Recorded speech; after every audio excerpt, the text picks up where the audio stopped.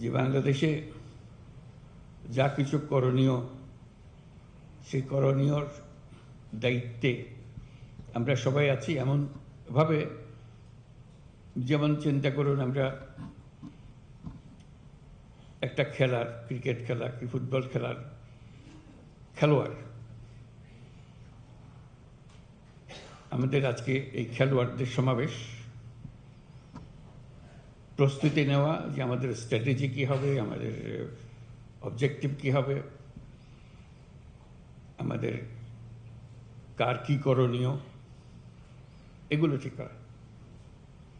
আজকে যে সময়টুকু আমরা পেলাম সবাইকে একত্র করে, সারা দেশের থেকে সবাই এসছো তোমরা, এটাই ঠিক করা। আমরা টিম হলাম কিনা। যদি এটা বাংলাদেশ সরকার হয়ে থাকে, বাংলাদেশ সরকারকে একটা টিম হতে হবে। এটা টিম ওয়ার্ক। এটা এমন না যে আমি আমার মতো করলাম, ওর মতো করলো, এটা হয় না, কোনো কাজেই হয় না।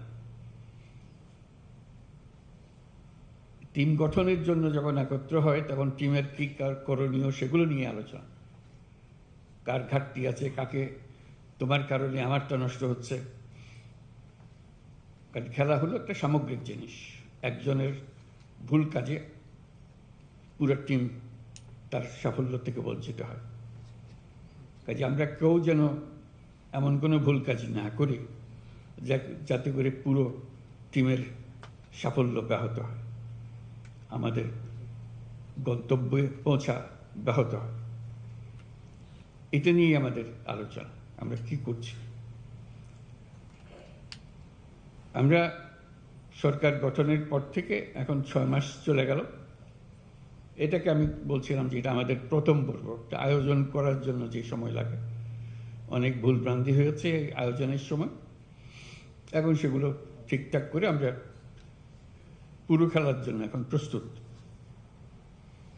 সেই প্রস্তুতিটা আমাদের হলো কিনা, না হলে কি কি ঘাটতি আছে সেগুলো ঠিক করা। আমি অন্যভাবেও চিন্তা করছিলাম কথাগুলো শোনার সময়। এটা যদি কোনো বড় কোম্পানির এক্সিকিউটিভদের একটা বৈঠক হতো,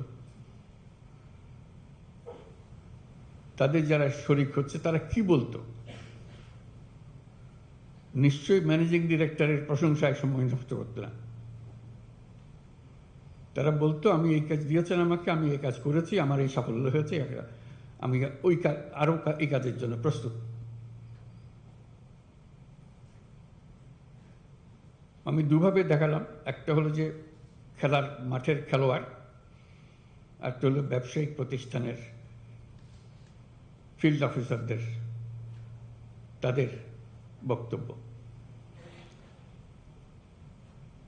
এই সরকারের যে খেলোয়াড় যারা আমরা আছি, তাদের এই ভূমিকা ওই দুই গোষ্ঠীর মধ্যে কোনোটার মতো হতে হবে, যে আমরা কী করছি, কী করার দরকার, কোথায় আমরা আটকে যাচ্ছি, সেগুলো নিয়ে আলোচনা হবে। নিশ্চয়ই আজকে উদ্বোধনী অনুষ্ঠানে হয়তো হচ্ছে না, অন্য সময় হবে। তো সেখানেও আমাকে প্রধান অতিথি বলাতে আমি একটু কষ্ট পেলাম, যেন আমাকে বাইরে রাখা হলো এই খেলার মাঠ থেকে। হওয়া উচিত ছিল তো আমার খেলার ক্যাপ্টেন, কিন্তু আমার করলে অতিথি। আমি অতিথি হিসেবে বক্তব্য রাখতে চাই না, আমি ক্যাপ্টেন হিসেবে বক্তব্য রাখতে চাই। আমাদের করোনা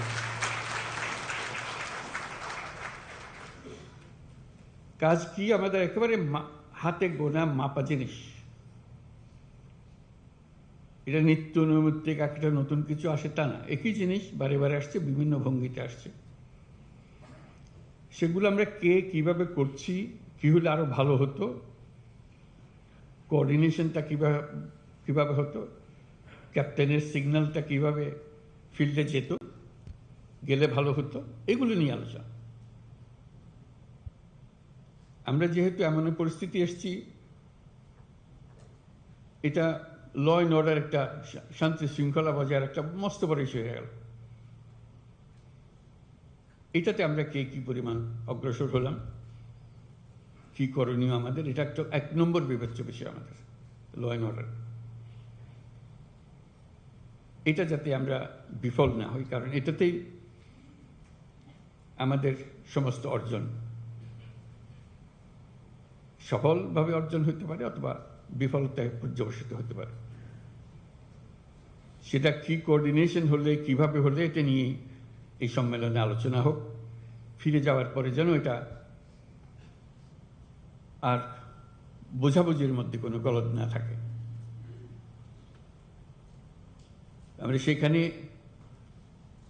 কি কি বিষয় অন্তর্ভুক্ত সেগুলো তোমাদের খুব ভালো করে জানা আছে। পুলিশ প্রশাসনের কাজ কি, সিভিল প্রশাসনের কাজ কি, কোঅর্ডিনেশনের কাজ কি। কিন্তু এই যদি বলি ওর কারণে আমারটা হয় না, এটা বলে তো আমরা পার পাবো না। যেহেতু জেলার দায়িত্ব সামগ্রিকভাবে একজনের উপরে, তার সঙ্গে কোঅর্ডিনেশন করেই করতে হয় সব কিছু। কাজে সেই কোঅর্ডিনেশনের কি সমস্যা, নাকি পৃথক পৃথকভাবে হবে, এগুলো পরিষ্কার করে নেওয়া, যাতে কাজ করতে গিয়ে আমরা